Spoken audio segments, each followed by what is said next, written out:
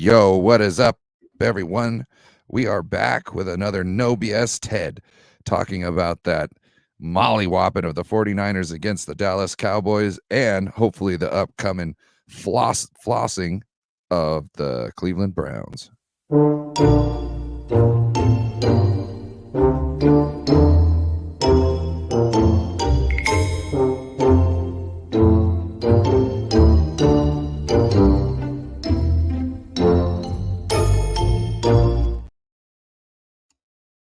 What is up? What up, Ted? Not much, Ryan. How you doing on this fine Victory Tuesday? Man, we're 5-0. This is definitely a Victory Tuesday. This whole week, I don't think the Browns can hold us. So, not to put the cart before the horse, but maybe we got something. Hey, we got Jimmy Perez in the house. He says, "What's up, Ted and Faithful? Don't forget to hit that like and subscribe. I appreciate that. Sorry, my computer's a little far away from me. It's hard for me to read. I think I need better glasses. Or hey, that's a lot better. Or you could sit down. Yeah, we got Nancy Cameron in the house. She's got a trophy yellow smiling emoji.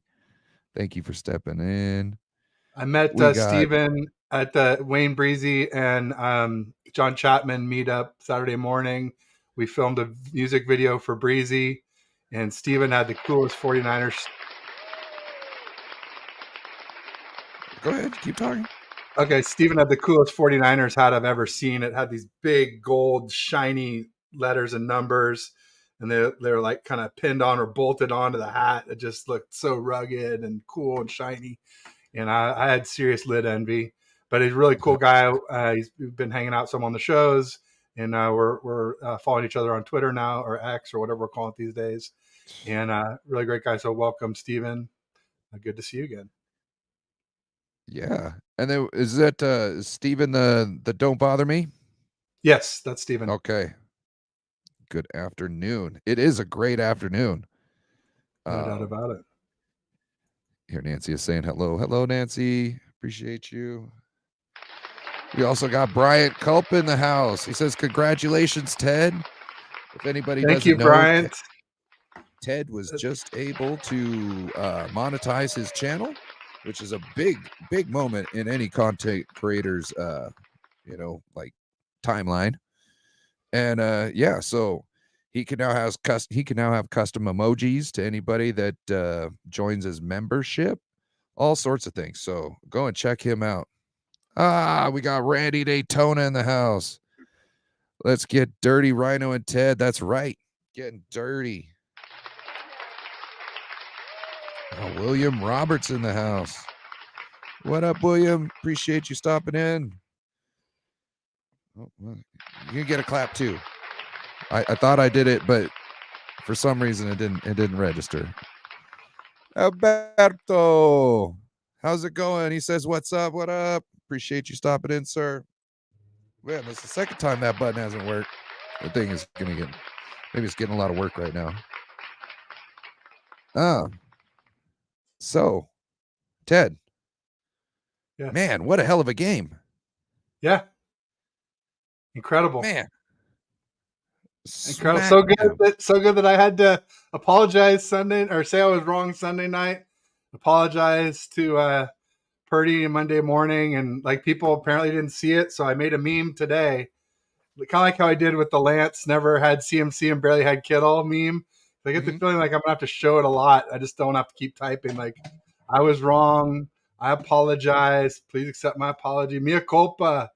But one thing I will say, Ryan, is that I was wrong about Purdy, but like he wasn't this right until the last two games, right? I mean, he's been good. He's been undefeated, but like the Cards and Cowboys, he's taken it to a whole new level. It seemed like the first two games he picked off where he left off, right? And these last two games, it seems like he has stepped it up a notch.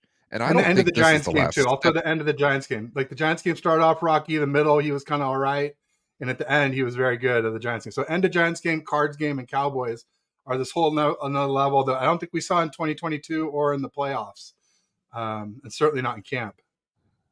What up, 187? He says, Purdy dog. Yes. Indeed. No. Oh, we got Terror Dome in the house. What up, Terror Dome? I met Terror Dome Saturday too. When I met Steven, Terror Dome and his lovely wife were there. Oh, wonderful.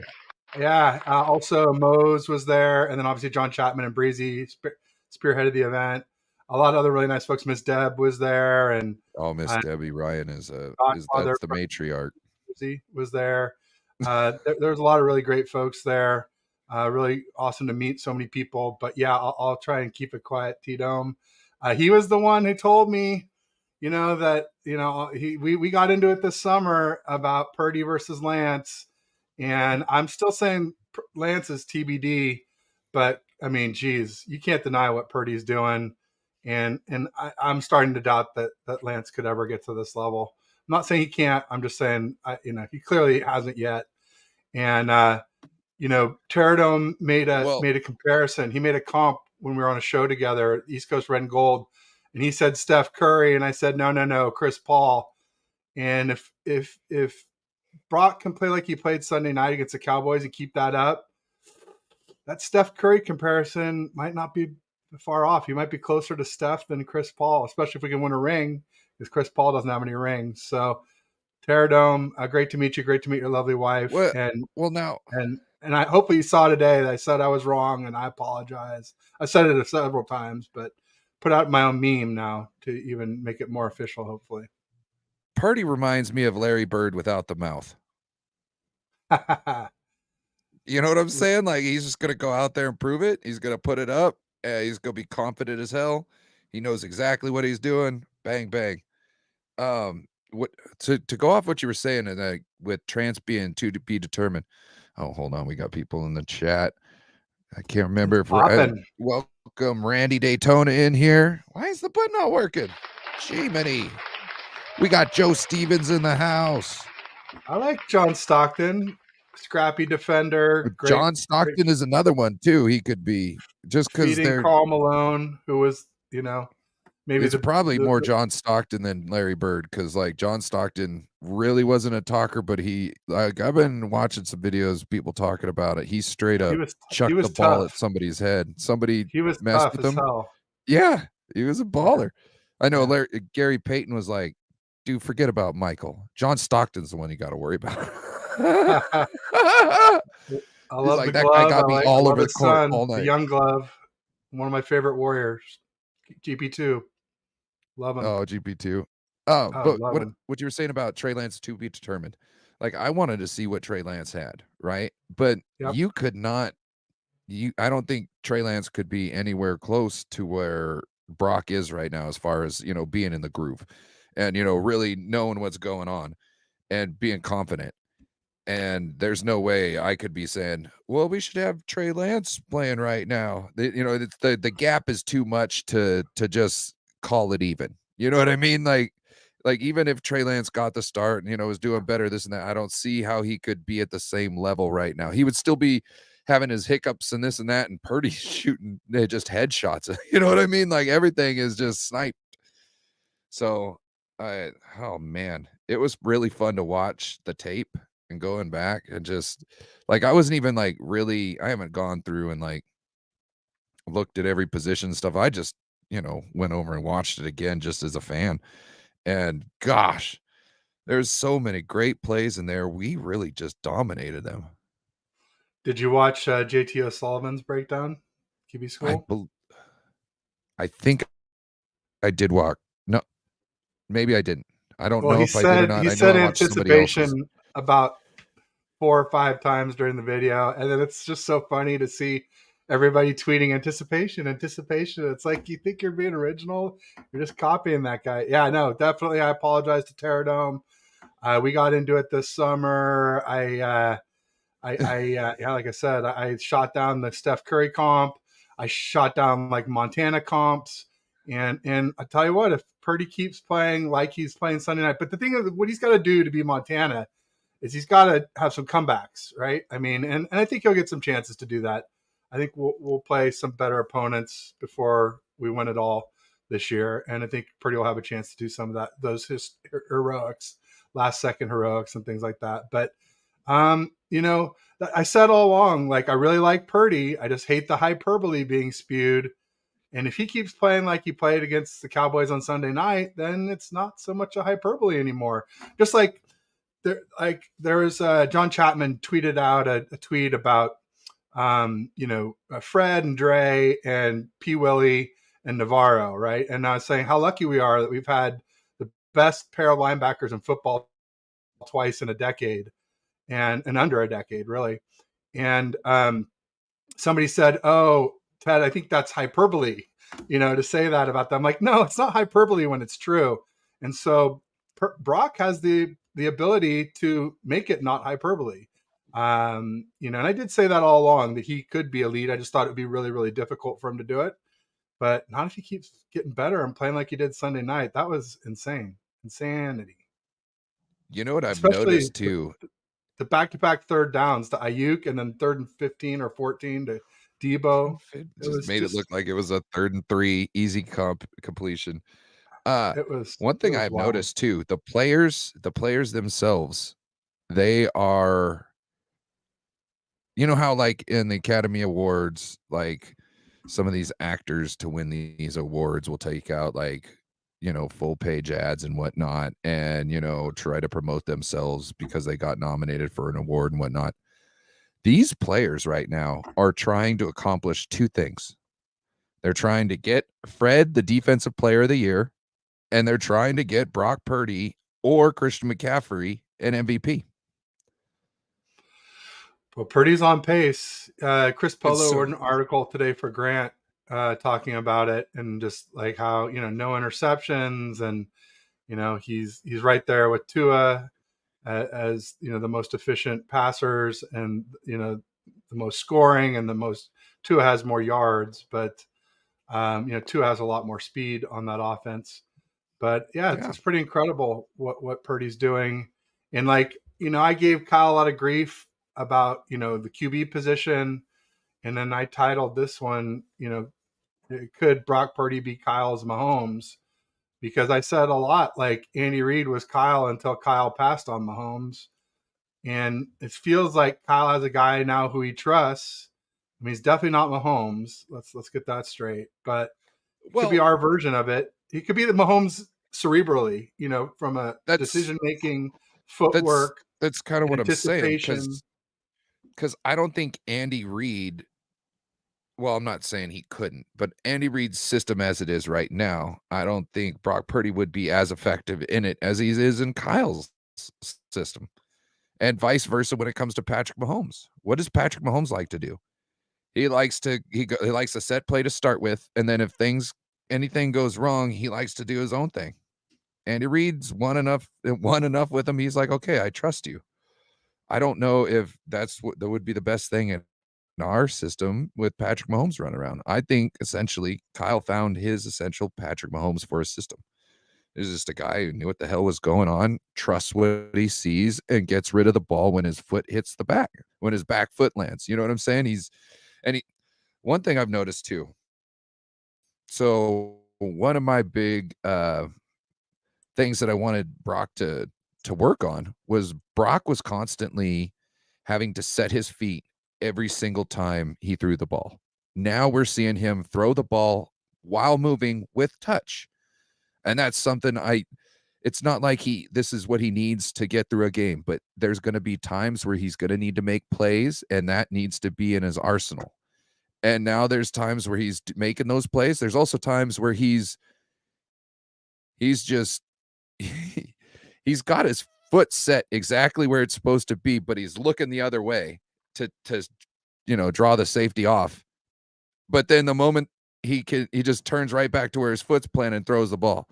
So I like to see he's got his mechanics are great right now. You know what I mean? Like, yeah, he's doing great stuff out there as far as mechanics. And just like seeing that. Well, he had one play where it was not this last game. It was like, I think the second game. I was watching one of the JT O'Sullivan things, and he threw the ball to, I think it was Kittle or somebody, and it was just a bad throw. And it was because his foot wasn't pointing exactly where he was trying to throw. Your front foot needs to be pointing in the direction where you're going to throw. And once your back foot hits, that's when you throw it. That's kind of how the thing goes. So he didn't do that, and ever since then, it's like that. I've been watching him. I've been watching him every time, and he is being great with that. He's been a little late here and there, but man, you can't fault a guy for a late, a little behind here and there. That's just life. You know what I mean? that's just life. The one that worried me, there was a few from the game. I think there was about 4 that you could see in my live tweets. One was the hospital ball to CMC where nearly got his head taken off. Luckily, CMC was okay. 2 batted balls, not a huge deal, but if we're just nitpicking, I would nitpick on those. And there was one other ball that was the one that was behind Ayuk. But JTO did say that when you're throwing with that kind of anticipation, sometimes it's just going to look wonky because you're throwing it so before they make their break, and so you're not going to be as accurate all the time. But it wasn't an interception or even close to it. So if that's they good. take if they take another step downfield before they turn, before you think they're going to do that, that makes them the ball in front of them more, right? Because it slowed everything down. Instead of just turning right there, they had to take an extra step, which, you know what I mean? So when you're throwing with anticipation, things can happen. But that's what I want them to do. Because in this system, if you're not, you're missing things. And what was it? Kittle's touchdown? I think I can't remember which one it was. Well, the first one was to the right on the first drive. The second one was the flea flicker. This is the one where Kittle came from the left side and all the way to. Anyway, so he missed him on the first window on one of these, and then he just got him in the last window. So he's the third one. No, because that was the trick one, wasn't it? It must have been the first one then, all the way in the right corner. Yeah, because he was rolling out too. That would give you time to get beyond your regular reads. Because right before he started rolling out, that it was open. But I think there was somebody in his way, if I remember correctly. I think he had to move up and then get to the right, and then that's when he was able to get him. So look, he's to me, he's doing a great job as far as what he's doing when things are coming at him, no matter what they are. Like, he's making great decisions, and that's all I could think. And everybody on the team is sold out, which is extremely important, because if you're not sold out, then that's where the cracks start. Everybody's sold out. Everybody's good. Nobody's tripping. We're going for a Super Bowl. I was pretty happy because I predicted Kittle was to be the breakout player of the game, and he was. So that made me very happy that he got his 3 TDs. He's definitely been due for sure, including we got John in the house. Appreciate it. Sugarnaut. We got Donald Johnson in the house. This is Randy. Have you seen The Simpsons? Because when it first seemed Mahomes, they were talking about how Simpson looks like Mahomes looks like Darlene from Roseanne. Dude, I don't like how Mahomes walks. I like kind of pigeon-toed. No, he got that high ass, like he got a high ass walking with high heels on, but he's not. I don't get it. And his gait too. Like, his gait is weird to me too. I've never liked it, but it is what it is. When he's sprinting, you can't see it at all. You know what I mean? It doesn't matter. It's when he's just walking, and you're just like, why the fuck do you have a weird walk like that? We got who? Sugarnaut. Oh, right here, it looks like an M almost with that A next to it for some reason. Appreciate you all for joining in. What's your thoughts on Gregory? Randy Gregory. Well, he took Trey Lance's number 5, so that's interesting. Honestly, I'm not that wild about it. I mean, I'm happy we got him. I'm happy it was super cheap. Like, we used the 6th for Broncos 7th, and we're probably gonna be right at the end of the 6th round. They're probably gonna be right up near the front of the 7th. So it probably only cost us a few draft spots to do. That being said, I think he's better than Hyder, who we let go.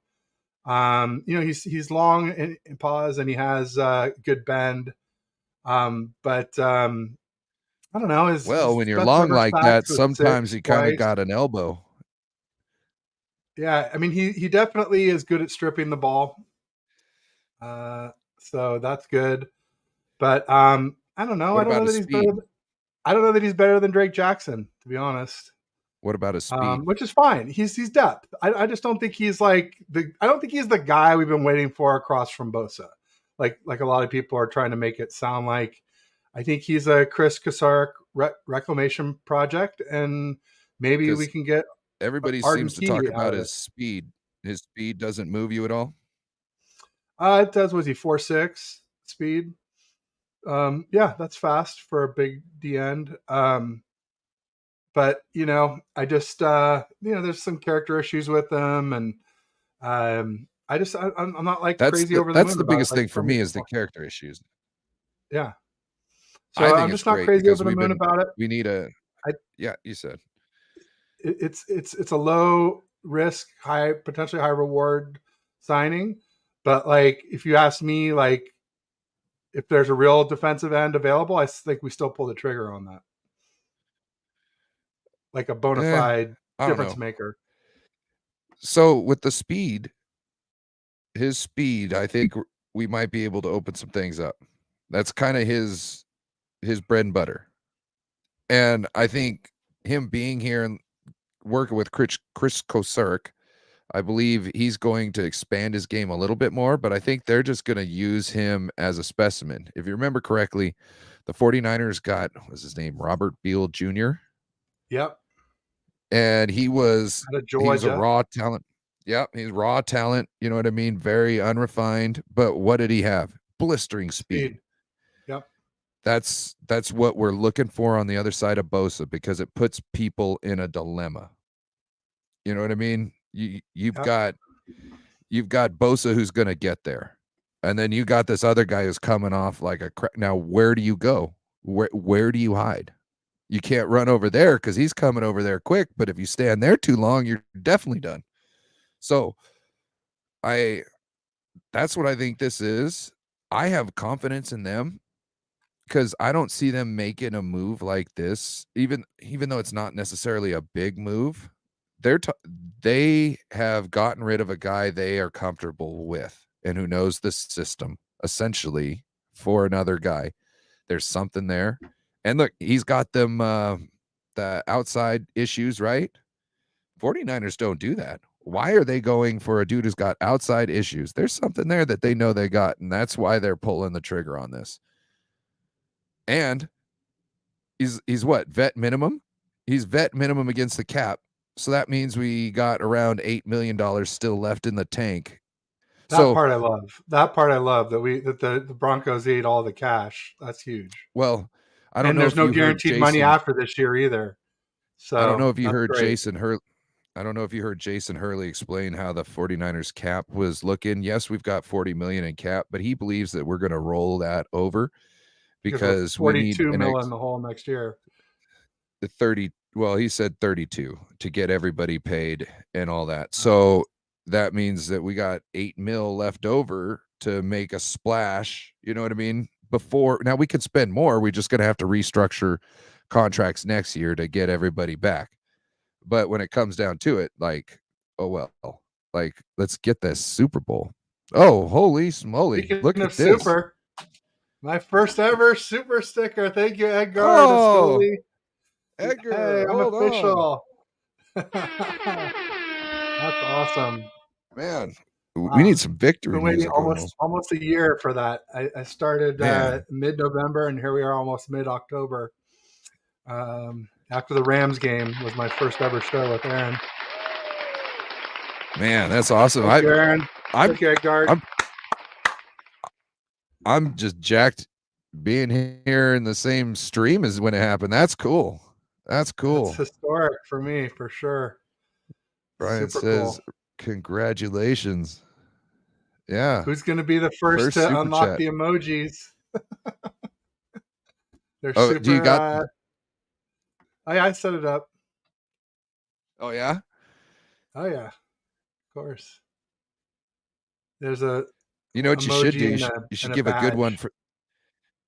So, do you remember what was his name? He was the guy, uh, Brian Bosworth. You remember Yes, he got signed with trucked the by Bo Seahawks, Jackson. got trucked by Bo Jackson. So there was at a time there was T-shirts going around. I can't remember what they said, but it was pretty much like, fuck Boz or Bosworth. You know what I mean? Guess who was selling those? Who? Brian Bosworth. Nice, making money off his You own hate me, I don't demise. care. Pay me. Yeah, pay me, bitch. Pay me on the way out. I don't care. I'll make my money. That's genius. That So is I was just thinking maybe if shameless. you put a shut up Ted emoji in there so that all your haters could pay you to be able to use your shut up Ted emoji or something. I think I might have to do that. Right now, You know it's what I'm just saying? I won't say what it is. You have to become a member to find out. But I may have to. I may have to. That's a good idea, Ryan. I like that. Yeah. I Something. like that a Hey, lot. make them pay you. That's fine with me. Make the haters pay you. Ah. I guess as long as we're on that note, I might as well do a quick commercial break here too, because I'm Oh, sponsored yes. by the Travelstead Group. Give me 1 second. They 1 are second. all right. Take it. Look at that.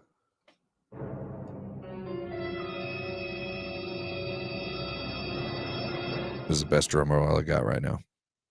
That's fine. So they are a retail and hospitality logistics company. So business to business. They do transportation and warehousing for brick and mortar. They do FFE, which is fixed furniture and equipment. They do OSC, which is operating supplies and equipment. They do new store openings, rollouts, relocations, decommissions from the first mile to the final mile and everywhere in between. Travelstead has you covered. Let us know how we can help you via air, ocean, and land. Closed loop solutions for retail and hospitality. So Nick and Henry are great folks there, and all their support is in the U.S. So if you have a problem, which frequently happens with these types of things, not that they're bad or anything. It's just they're complicated things they do. There's always issues, and that when you call, you get people here in the States that know what you're going through, not like some call center and overseas where they have no clue what your business does or what you're all about. They feel your pain. So yeah, check them out. Their website is in my description of the show. It's in my YouTube about, my Twitter bio, also Insta and Facebook. And they have a cool video that explains what they do. And it's a little promotional, fun to watch. So check them out and tell them Ted sent you. I appreciate it, folks. Thanks. Yeah. At least hit him up on Twitter and say thanks for paying Ted. You know what I mean? Yeah. That's a homie thing to do. Thank you, Ryan. Well, and people should know, like, this is Ryan is hosting this show. So you gave me permission to do that on your show, and I really appreciate that. Not necessarily everybody would be cool with that. Ryan, however, is a cool friend and down to help the sickness. So help me pay the bills. It's important. Down with everybody getting theirs and getting better and higher, getting steps up. I like helping people out. You know what? I think knowledge should be only cost as much as the hard work it takes you to earn it. You know what I mean? So everybody think, you thank me for helping you out. I just, if you want to know and I got the knowledge and you're going to spend the time to learn that's fine with me. That's how much knowledge should cost. I don't like locking up knowledge. Maybe other than, making nuclear bombs and such, you know what I mean? That's the only thing that really needs to be kept secrets. That's important. But other than that. Also, we should mention that we are streaming on both of our channels. So, yes. If you're on my channel, make sure you pop over to No Borders, give him a like and subscribe. Same thing if you're on his channel, pop over to me, give me a like and subscribe. If you're on a browser, just open up a second tab if you don't mind and mute one. You can watch us both at the same time. It'll get us more watch hours because the subscribers are one thing, but really that's just once you hit those numbers, they don't really mean anything after that. It's all about the view hours. So that's what really helps us as we go further into monetization. So thanks in advance or even if you're on a phone, use a tablet to get that second stream going. So thanks in advance for your help on that, folks. Jason is checking us out while he's pumping some iron. Shout out to Jason. Right? It was Jason? Nice. I like it. We got James Durnall coming to us from the UK. Oh, we got James in the house. There's James. What up, James? That's right. You know James from your best live Cowboys stream of the 49er game. podcast out there. He jumped in to save you. Oh man. Yes, he did. Pretty awesome. So before moving on, I'm kind of excited about Randy Gregory. I think this thing might not necessarily set us over the top, but I think it might start opening more things up. And once there's a leak, the dam breaks. You know what I mean? So I have a feeling there's going to be some issues because it seems like once everybody gets on and they're in the zone, I don't know if everybody is in the zone on the defensive line at the moment, which is scary if that's the case, because once they get in the zone, it's going to be nasty. Once they start, be confident and just start attacking things and everything works. You know what I mean? That's how it was last year. Like every move they did worked. You know what I mean? We had a whole bunch of second stringers out there just playing their asses off like first stringers. Well, not a whole bunch of them. Obviously, we had Javon Kinlaw getting pushed out of the way, but him this year, he's doing great. Is there anything about last game that you wanted to bring up before we started talking about the Browns? Just that the defense really had their best game of the year. Yes. They were coming in, they were kind of like 7th DVOA, 5th in yards allowed. Not bad, but not number one. And now all of a sudden we're number one in scoring allowed, which is probably the most important statistic of defense. Yards and scoring are pretty big. Turnovers are pretty big too. And then we're doing pretty well on that stat as well, obviously with the 3 picks and the fumble recovery that we got that Fred forced. So, defense, really excited. Fred was huge. Bosa got his sack. Demo with 2 tips that led to picks. Gibson with his, arm punt pick. It was lovely. It's lovely. They were just rallying around the ball. Like everybody was playing like with their hair on fire. I mean, Trey Greenlaw and Fred Warner like could not miss.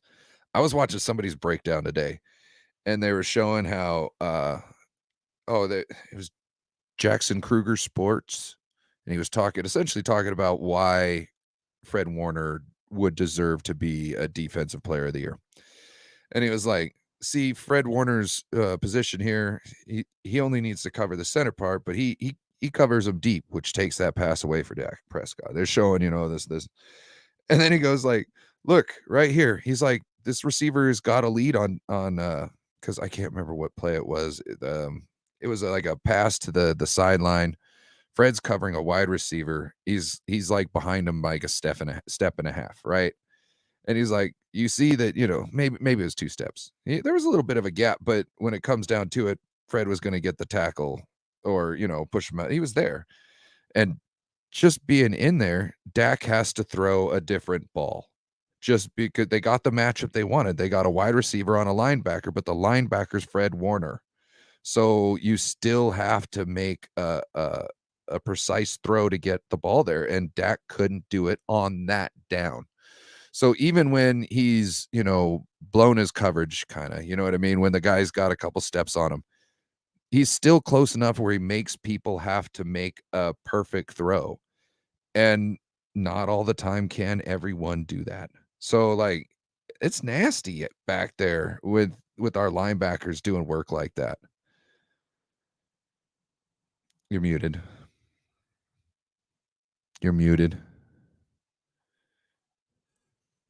Sorry, I was crinkling a lifesaver wrapper and didn't want to get it on mic. I feel like it was Turpin who Fred was covering the one. He was the one who ended up with the TD against Isaiah Oliver, but I think that's who maybe had a step on Fred, and then he ended up getting injured and missed the end of the game with an ankle sprain, I believe. And I was watching the game with Corey, and Corey seemed a little. Well, a couple people were upset because Oliver gave up that touchdown, but that's not why Oliver is in the game. He's not in there to stop touchdowns. He's in there to play run stopper. And Dallas Cowboys took advantage of that. You know what I mean? So that's what happened there. I'm not mad at him. He was essentially out of position because he's there to run stop, but something was going on. He had to cover a guy not so well, and that's what happened. Well, I don't want to fully take all responsibility away from him, but you know what I mean? Like, it seemed like that's why he was in that situation. That's a Steve Wilkes call there. You know what I mean? That doesn't happen if we got somebody else in there. But at the same time, we wanted to come out, stop the run, and make Dak have to throw the ball to win the game, which is exactly what happened. And what made it so great for us. You know what I mean? That was a great. We can't have the outcome that we did without Isaiah Oliver essentially giving up that touchdown. So that's something I want to kind of point out. He was a little mad. I thought about this later, like, you had to give up that touchdown to stop the run. You know what I mean? I'm giving up that touchdown to be able to shut somebody out like that. Well, not shut them out, but damn near. 42-10. Yeah, pretty good. It was going to be within good 7. old-fashioned butt kicking for sure. Yeah. Yeah, where you're not even mad at the other person afterwards because you got your ass handed to you so bad. You're like mad at yourself. Like, I need to go and hit the weights. I need to go train with the homies down at the Brazilian Jitsu. But like, I was way outclassed. You know what I mean? They were outclassed. I love the fact. Shout out to George Kittle. Did everybody see that clip of him after he scored, I think, one of his touchdowns? He pulls up his shirt and it says "Fuck Dallas." The F Dallas shirt. Shout out to George Kittle. Appreciate you for that, sir. You know exactly we're thinking. If you want that and all the best memes from the Cowboys, the game, the lead up to the game and everything, just check out Tabor Pepper. He had a tweet where he said, "What was your favorite memes from the game?" There's like 200 replies with all great memes. I stole a ton of them for making thumbnails this week. Yeah. Shout out to Tabor Pepper. I don't know if anybody noticed the thumbnail for this week. Is anybody? Oh, we got Shaw Show in the house. What up, Shaw Show or Anchel? Appreciate you. Anchel just turned 21, I believe, not too long ago. Dang. Official. It was like, get that boy a shot. Yeah. So, if you didn't notice, we got somebody else coming in. VT 2002. He says, "Hi, Randy. What up? Thank you for stopping in. Appreciate you." So on the thumbnail, I got Bill Cosby with a Browns hat on. I thought that was awesome. It was clever and cheeky. Because we're going up against Deshaun Watson and the Cleveland Browns. And they're what's both your predators. Thoughts? Well, allegedly, right? Some of allegedly. Now you're going allegedly. They're making me look bad here. No, it's fine. I don't care. It's fine. No, I'm just saying that for legal intents and purposes. You never know what could happen. No, that's true. You saw what happened to Pat McAfee. We don't have the lawyer money that Pat McAfee got, right? Pat McAfee was like, "Yeah, okay, I'll play your game, bro. Yeah, let's go to court about this." And then hard dicks got soft and they dropped everything. So but pause. Yeah. So yeah, what's your thoughts about Deshaun Watson and the Cleveland Browns? We have to travel over there. We'll be on their turf. We usually travel well to Ohio. Yep. I guess it We usually depends go on over there when we early. actually do the traveling. So We usually hopefully we go can, over early. yeah, and practice at the Youngstown, or stay in Youngstown where the Barlow Yorks are from. 49ers is plus productive because better used intelligently. Yeah. There's they are some smart people out there on the field. And we've got Laura Cat in the house. What up, Laura What's Cat? up, She Cat? says hi, Ted and Ryan. And friends, still high off our win. Well, not just off our win, Laura Cat. You know me. Here we go. Deshaun Watson. Oh, somebody. Randy. Deshaun Watson is overrated. Isn't he a scratch for the game? Is he? I did not hear He about has that. a contusion in his labrum and his throwing shoulder. So Oh, he may play, he may not. We'll probably know more by tomorrow or Thursday, I would say. so But would you really be hurrying back to play against our defense? not if I was a bitch like Deshaun Watson. If it was me, hell yeah. Hell yeah. If it's me, drag me off there in a stretcher. You know what I mean? I'll die there. I'll die on the field. I don't care. Let's do this. Hey, fuck. Are you kidding? You know what I mean? That's why I don't like. That's why I hate Cam Newton. He's in the Super Bowl. That ball just drops. I don't care if you can get there or not. You do everything you can. There's no there's no there's no given that you'll ever be able to get back there ever again. You need to give it 100%. I don't like saying that 110% shit, but you got to give everything you got every play of the game.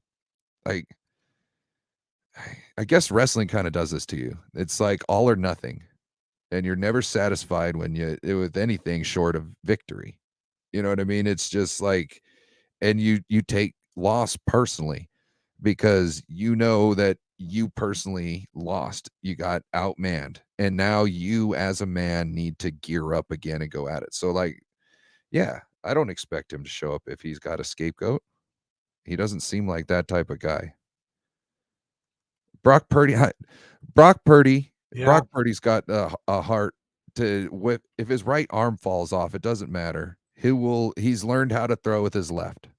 Do you understand this? Brock Purdy has now practiced throwing with his left hand just in case his arm gets taken out again. There's a difference in people. You know what I mean? And Deshaun Watson, I don't think is the same caliber. Ronnie Lott had his pinky cut off, the tip of his pinky cut off. Deshaun Watson ain't got that in him. There's a practice report from yesterday that DTR, the rookie out of UCLA, and PJ Walker were taking reps yesterday outside while Deshaun Watson was inside. But I saw somewhere today they were saying that it would be PJ Walker, who had played quarterback some for the Panthers last year. I don't think very well. So I don't know. It seems like maybe Deshaun won't play. Would you check the spread at the moment?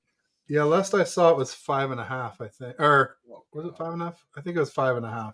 Oh my god. Let's see. But I'll double check it because I don't want to give bad. So we put up 42 points we put 42 points up on the best defense in the league. And then we stop the third best offense in the league and hold them only to 10 points. And the bettors agree with you. That's up to 6 now, not 5.5. Yeah. But the Browns have a really good defense. They're not better than the Cowboys. Not by papers.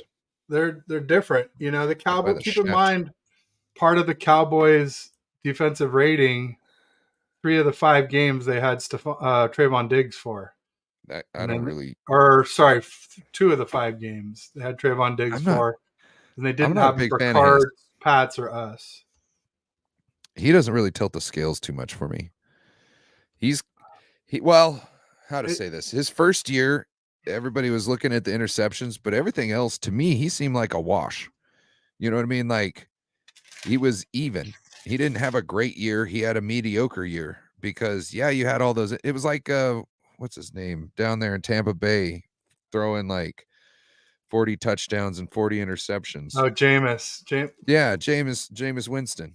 Yeah. Like, who cares if he threw that many touchdowns? He threw that many interceptions. Like, it's a wash. It's a wash.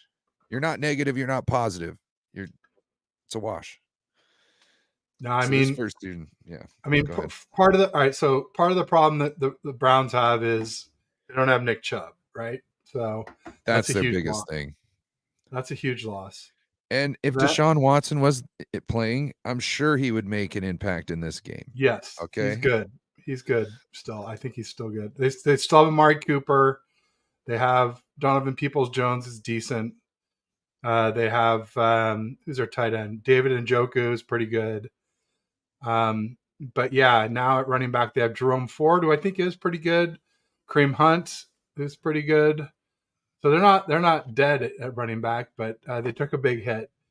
But the thing with the Browns is their defense. They got Myles Garrett, who's up there with Bosa as one of the best edges in football.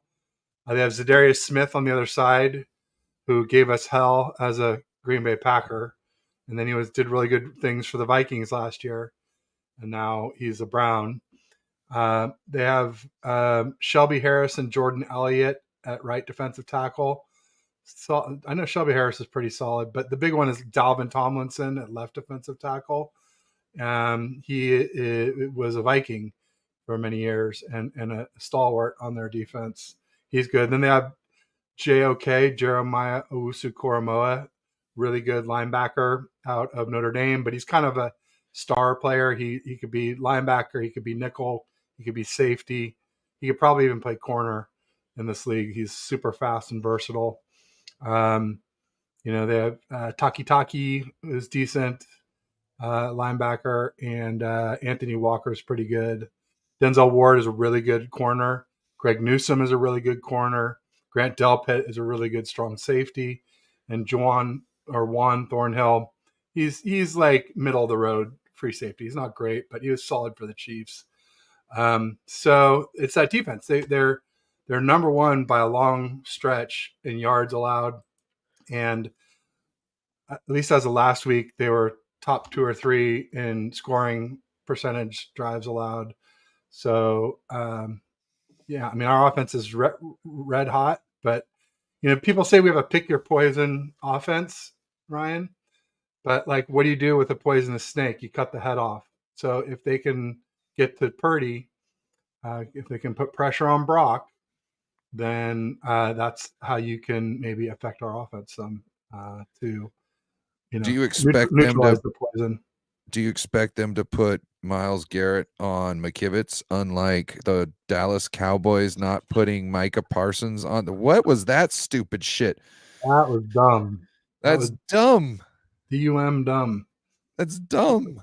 Yeah. Crazy. Yes, I do expect they'll put Myles Garrett on McKivitz, and hopefully we'll give McKivitz a little bit of help, whether it's Juice or Kittle. I want to see Kittle pancake his ass. I want to see one of them clips of him going over the top, and then, you see him fall over the other end, and he's just like, ha, ha, ha, ha, ha, just laughing like a child. I want to see that. I would love that. After wearing that shirt during the game, I am so tickled pink with Kittle. He gets us. He understands this was the one game. This and the Eagles game is the 2 games this year during the season that we cannot take a loss, and we need to bend them over a frickin' barrel. And he understands it. That's why he showed that. You know what I mean? That was essentially, he was pulling the barrel out. He was pulling out the barrel so everybody could see, you know what I mean, what it was. And it was fuck the Cowboys. Yep. It was. We definitely got him. Shout out to our Got him sponsors. good. TTG. You know, it's sports banter. The curse words are bound to slip out here and there. Right. Yeah. Right. I just think that was funny. Like, did they sign? Man, they asked me on Sunday. They asked me on Instagram what my thoughts were on the Ravens Steelers game. I was like, I like the Ravens, and then I don't know, I maybe not to them. I think I don't know if it was to them or not, but I thought the Bills would beat the Jags. So when it came time for our game, I was like, oh man, I'm like 0 for 2. I hope this doesn't make it like a clean sweep to go 0 for 3 today. But luckily, nothing could have been further from the truth. I picked the Bills too, and I don't know if I'll ever pick anybody but the Jaguars in London. You know what I'm saying? Well, it's just like easy. And the money, Jags baby. are pretty good. They have a good defense. Trevor Lawrence is good. He's got good weapons. Christian Kirk and Ridley is really good. I don't even know if Ridley's a number 2. He might end up being the number 1 receiver. And obviously Etienne is so fast. He was so fast coming out of Clemson. He's a stud. So that's one of my concern games. You know, after the Eagles, you know, Bengals and Jags and Ravens are all big concerns. Besides the Eagles, London. It's not London. It's in Jacksonville. I'm sure we'll take over the stadium pretty well, but nonetheless, Trevor Lawrence is a good quarterback. So let's get back to the Browns. Now, you stated a lot about the defense. Yes. I wanted to point out our offense goes against guys of that caliber or better in defense in practice. That's true. That's true. You know what I mean? And I'm not saying it's the same style and this and that, but they know what they got a good idea of what they're going up against. Because they knew that what a good idea of what they were going up against this Sunday was. The Cowboys are not a slouch. I might not think that Diggs is necessarily the big thing that everybody thinks, but the rest of them, there's a solid squad, and we made them look silly. Now, I also think I have a feeling that I don't really know how to go back and test this theory, but I have a feeling that Wilkes was kind of playing the defense a little differently those first couple of games to kind of give Dallas no idea of what we really was going to do. You know what I mean? And that's why we were kind of giving up so many points and why we were able to shut down the Cowboys. What if he's just holding everything back? Like, no, we'll give those guys a couple points. It's okay. We won't pull it out. Yeah. They call it in golf. Yeah, let's put all this on tape, guys. Why just shut everybody out just yet? Let's put all this on tape and let's just smack these motherfuckers. Whatever is clever. I don't know. I don't care. That was a great game. That 42 points on the Cowboys was enough to be able to point at that. And it could have been way more. It could have. Yeah. We got Shardal Gupta in the house. We got Shardal. Shardal's the GOAT. Anybody know Grant Cohn's chats? Shardal, gosh, he pretty much made Grant Cohn. Yeah. Indeed. What up? So, let's see. We got a couple more minutes. Anything else you wanted to talk about the Browns? Well, I mean, so we covered Deshaun, we covered Chubb. I mean, Amari Cooper is a really good possession receiver. They have a really good offensive line, but Jedrick Wills, their all-pro guard. I don't know if he's right guard or left guard, but he's a guard. He had some sort of injury. He left the Browns facility on crutches last week. Is day-to-day with an unspecified injury as the club gears up for the 5-0 Niners. And I could swear there was another injury too, but I've been looking at Browns. I've been searching Browns injury report and Browns practice report, and it's injury reports with the name Brown come in it. So here I'm trying with Right. Cleveland Brown injury report. Okay, here we go. It's September 30th. No, there's nothing recent. October 1st. Yeah, October. That's not the Browns. It's Chargers. Here we go. No, October 4th. I swear it's like pulling teeth to get a recent Cleveland Browns injury report or practice report. Anyway, so all I know is Deshaun Watson and Jedrick Wills. I could swear there was another O lineman, and they have a really good O line. The Browns do. Not quite like at the Dallas Lions Eagles level, but not far removed. I'm looking to see if we're there yet or not. Because normally it's a good thing when we go there like on Monday. We fly there, get ready. Tuesday we practice over there, and then go to the game on Sunday and then move to wherever we're going next. So I'm hoping we're flying there at least tonight.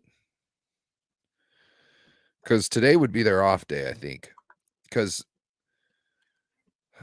from what I hear, so Mondays they got to come in and they got to lift weights and go for a run to get the blood pumping, so they're not so sore and hurt, right? So today's their day off, and tomorrow will be when they started. So they should be flying out maybe tonight, and should be in Ohio because that's how we do it, right? I swear, every single time we got a away game on the other side of the country, that's how we do it. It makes sense to get acclimated because those 10 a.m. start times are rough if you just fly in on Saturday. Yeah. But I haven't heard anything about. Yeah, I was just looking online. Nobody was posting anything. So that's something to keep an eye out for, because if we're deviating from that schedule, that doesn't give me so much confidence, because it's worked so well. I think the guys need to be on the same, especially this year when we've got so many deficit. What do they call that? Remember we talked about it. The Jets had so many like recovery days, and we had a deficit of recovery days or something like that. Yeah, we have negative 20 rest days, the worst in the NFL.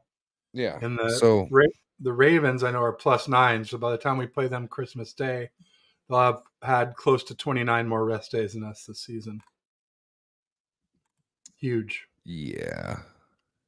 Which, that's bullshit. How can that be? How can that be okay? Like in a West Coast teams just travel more. Well, in a season, yeah, but in a season that's like 3 months long.